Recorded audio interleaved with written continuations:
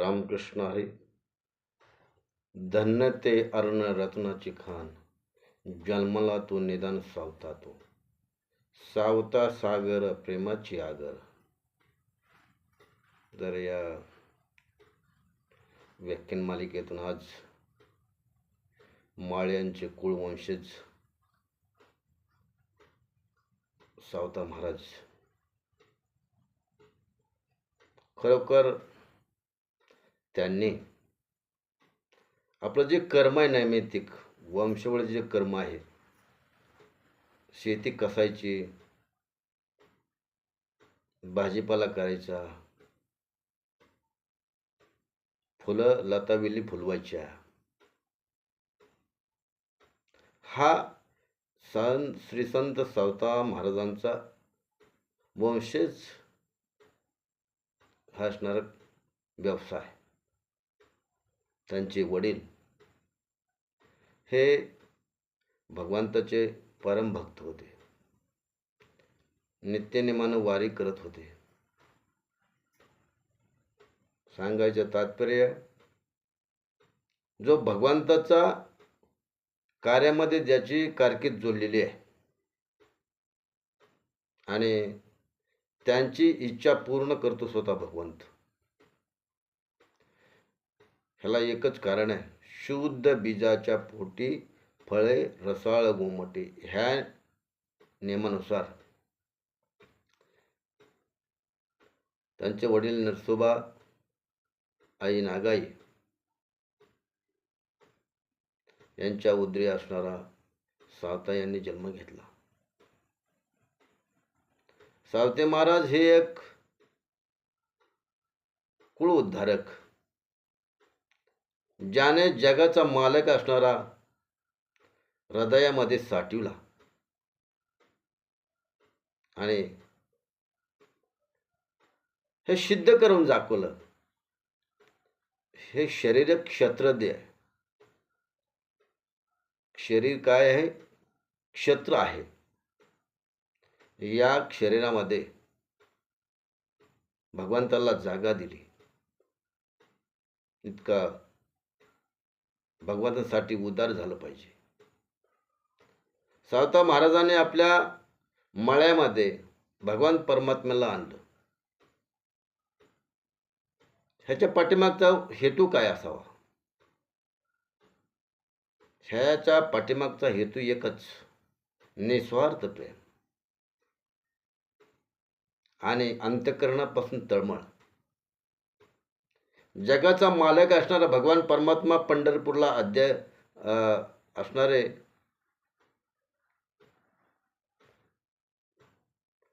अद्याप असणारे पंढरपूरहून अरणला येतात आषाढी वारीमध्ये. इतका महान महत्व महिमा आहे त्यांचा. आणि स्वतः भगवान परमात्मा हे वीर नाडा मोठ दोडी, अवघी व्यापली पंढरी. त्यांचे जे कर्म आहे, शेताला पाणी देण्यासाठी विहीर आहे, नाडा मोठ दोरी, त्याद्वारे पूर्वीचा काळ धामधमीचा होता. त्यावेळेस आधुनिक विद्या काही नव्हती, अवगत नव्हती. विज्ञान मोटरा वगैरे नव्हतं त्यावेळेस. मोठं हागायच्या,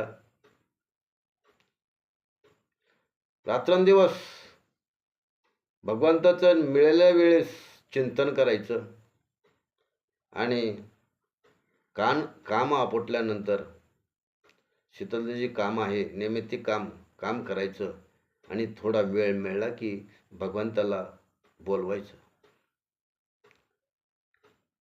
हे त्यांची नैमित्तिक कारकीर्द होती.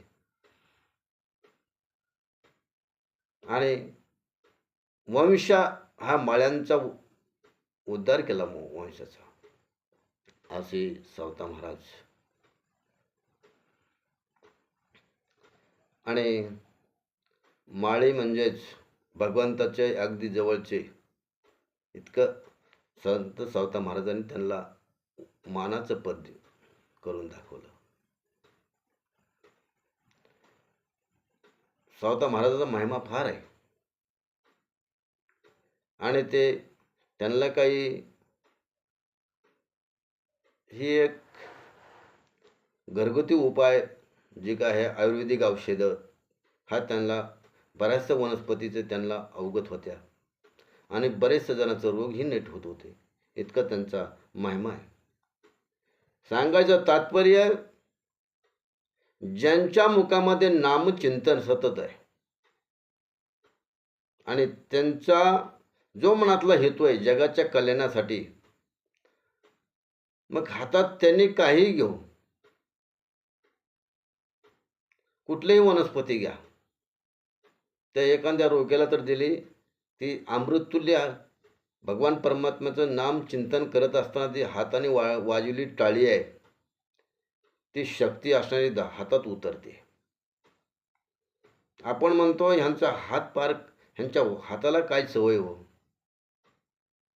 तसंच आहे, एखाद्याचा हातगुण असतो. त्या न्यायाप्रमाणे भगवंताची सेवा करत असताना मुखाने नाम आणि हाताने टाळी हे वाजवून त्यांच्या हातालाच एखाद्या रोग्याला जर समजा औषध दिलं तर ते रोगी सहज बरा होत होता.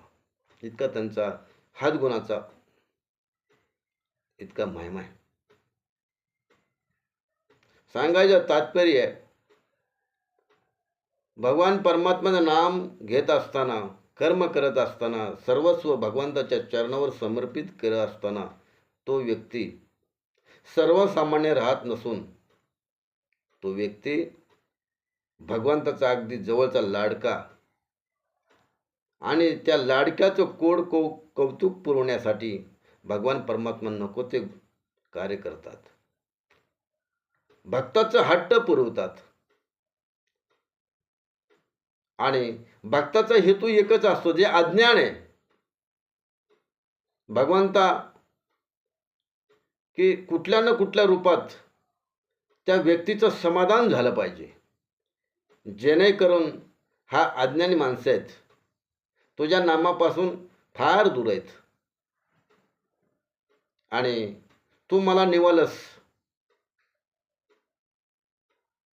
म्हणून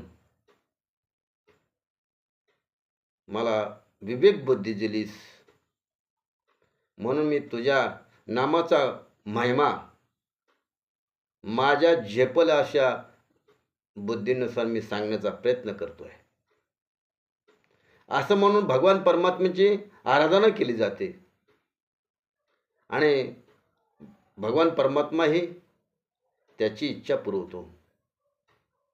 भगवान परमात्मा अशा आहे, हा माझा कामाचा माणूस आहे, हा माझा सखाय जीवलग आहे आणि जो अंतःकरणापासून भगवान परमात्म्याला बोलितो त्याच्या हुडकत भगवान परमात्मा घरी येतात. तसंच आहे, भक्तीचं वजन झाल्यानंतर भगवान परमात्मा भगवंतासाठी जायची गरज नाही, भगवंत आपल्या दारात येतो. फक्त ओळख पटली पाहिजे. कुठल्या ना कुठल्या रूपात भगवान परमात्मा वर्षातून एकदा येतात, पण आपल्याला त्याची जाण राहत नाही, म्हणून आपण इथंच फसतोय. आणि प्रत्येक वेळेस भगवान परमात्मा आपल्या सानिध्यात आहे, ते आपण माईक भ्रमात असल्यामुळं आपण त्याला विसरतो. ते भगवंताला ओळखण्यासाठी एक किस्सा असा आहे, सर्व काय ज्ञान आहे, अगदी भगवंत असताना ज्याचं जेवण करत होते, पण गुरुच्या उद्देशानुसार ते अर्धे राहिले. श्री संत नामदेव महाराज. नामदेव महाराज म्हणतात, आम्ही दैवाचे दास पंढरीरायाचे. आणि हाच किस्सा, ह्याच भगवंताला ओळखण्यासाठी नामदेव महाराज आणि ज्ञानेश्वर महाराज आरणला आलते. नैमित्तिक काम उरकून सावता महाराज चिंतन करत असताना तेवढ्या कालावधीत तुळशीचा पहिल्यांदा असणारा सुगंध वास आला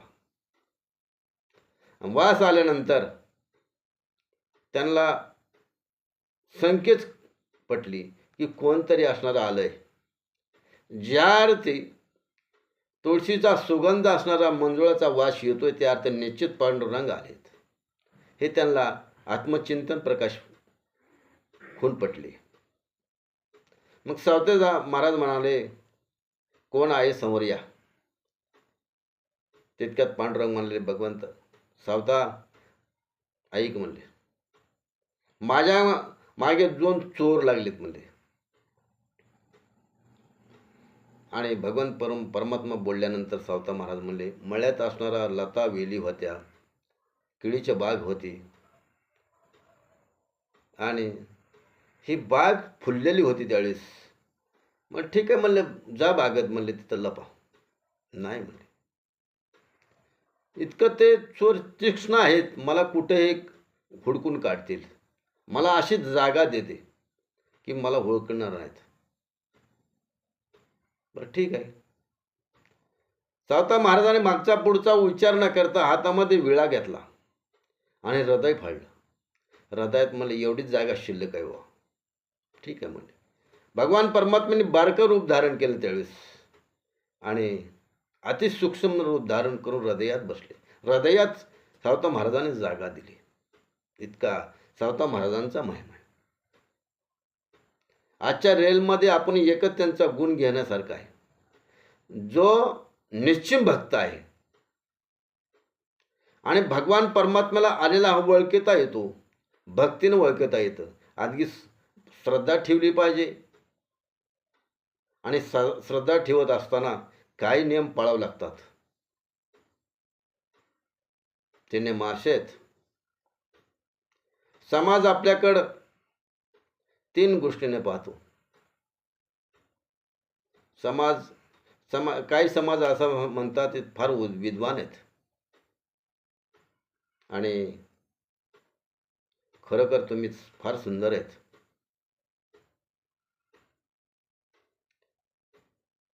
आणि बाह्यांग जे सौंदर्य आहे तसं अंग सुद्धा सौंदर्य पाहिजेत.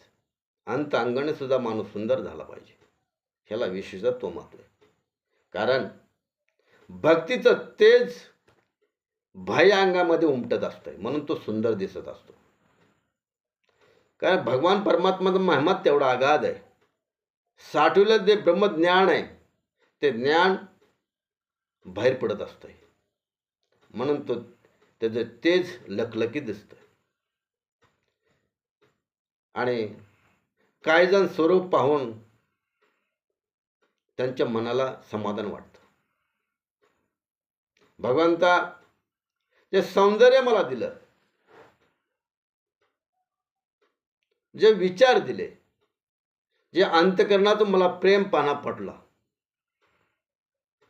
त्यांच्या जीवनामध्ये एक अशी दिव्य शक्ती प्रगट कर की जेणेकरून त्यांच्या मनामध्ये जे खळ आहे ते खळ बाजूला सार आणि त्यांची जी काही इच्छा शक्ती तू पूर्ण कर. त्यांचं वात्सल्य जाग कर आणि त्यांचा जो हेतूचा जिव्हाळा आहे त्यांच्यावर सदैव कृपादृष्टी कर. हे साधू संत भगवंताकडे मागतात. आणि जे प्रेम आहे, प्रेमाची व्याख्या फार वेगळी आहे. बंधुत्व प्रेम, बहीण भावाचं प्रेम, पती पत्नीचं प्रेम, प्रत्येकाचं प्रेम वेगवेगळं आहे. आपण या व्याख्यान मालिकेतून एकच शिकायचं आहे. एकच व्यक्ती बाजूला काढली तर विश्वामधली जे स्त्रिया आहेत, जे आदिशक्तीचा अवतार आहे, त्यांना बहिणीचं प्रेम दिलं पाहिजे. जे माता मावली आहेत त्यांना आईचं प्रेम दिलं पाहिजे. आपण मी बालक आहे असं सिद्ध करून दाखवलं पाहिजे. आणि तीच शक्ती अशी आहे आणि फक्त एकच व्यक्ती अशी आहे की जी काय आपली अर्धांगिनी, ती आपली सोडून बाकीतल्या जी काही विश्वातल्या माता मावल्या ही माझ्या आई आहेत, बहिणी आहेत, मुली आहेत. हे वेगवेगळ्या माध्यमातून जे नातं जोडायचं असतंय. हा जो तो तत्व पाळतो आणि तोच खरात शक्तिशाली, ज्ञानी आणि श्रीमंत होतो. आजकाल ज्याच्याकडे गडगरंज श्रीमंती आहे आणि तोच श्रीमंत ठरला जातो, साफ चुकीचं आहे. आपण मागच्या व्याख्यान मालिकेमधून बोलून गेलो, जे अमाट पैसा आहे, गडगंज श्रीमंती आहे, परंतु अंत समयी कोणी नसतं, पैसा सुद्धा येत नसतो. या पैशाला वारसदार असणारे मागची पिढी असतात, मुलं असतात, मुली असतात, पत्नी असते. आणि ज्याची हृदयाची श्रीमंती आहे त्याला वारसदार फक्त स्वतःच असतोय. अंतकरण ज्याचं शुद्ध आहे आणि तोच माणूस धनवान असं समजलं. हृदयाची या श्रीमंतीपेक्षा हृदयाची श्रीमंती फार मोठी आहे. हृदयाची श्रीमंतीला जिव्हाळा निर्माण होतो आणि पैशाच्या श्रीमंतीनं माणूस विकूप होतो, क्रूर होतो. कितीतरी असणारे उद्योगपती मेले, कितीतरी इस्टेटी त्यांना कमवून ठेवल्या, शेवटी काय घेऊन गेले? काही नाही महाराज. तुम्ही म्हणत असाल तुम्हाला सांगायचंय काय, मग आम्ही पैसा कमावा का नाही, आम्ही इस्टेटी कमावू का नाही? कोण म्हणालंय कमावणं? कमविलंच पाहिजे, परंतु तुम्ही जे कमविलेलं आहे त्याच्यात काहीसे भाग भगवंताच्या कार्यामध्ये समर्पित करा. आणि समर्पित केल्यामुळं तुमची जी काय केलेलं श्रीमंत पैसा आहे तो पैसा दुप्पट होऊ शकतो. आणि म्हणून शेवटी रतन टाटा गेले, राहिलेली इस्टेट त्यांनी काही सरकारला दान केली. काय शेवटी काय घेऊन गेले? ते काय नाही, फक्त कर्म घेऊन गेले. कितीतरी उद्योगपती गेले, काय घेऊन गेले शेवटी? कारकीर्द. तसं आपण काय घेऊन जाणार आहे? आपण जो हृदयापासून जो प्रेम निर्माण झालेली आहे श्रीमंती आहे, हे सत्कार्य आहे. हे सत्कार्यच आपण संकट घेऊन जाणार आहोत. बाकी काही इथून नेण्यासारखं काहीच नाही. जसं सावता महाराजांनी जगाच्या कल्याणासाठी काही भाग त्यांनी खर्च केला आणि कर्मात त्यांनी देव आणला, तसं आपण सुद्धा कर्म करत असताना निस्वार्थ, निर्विष्णे, निर्विकारी, निरअहंकारी असं जीवन जगूया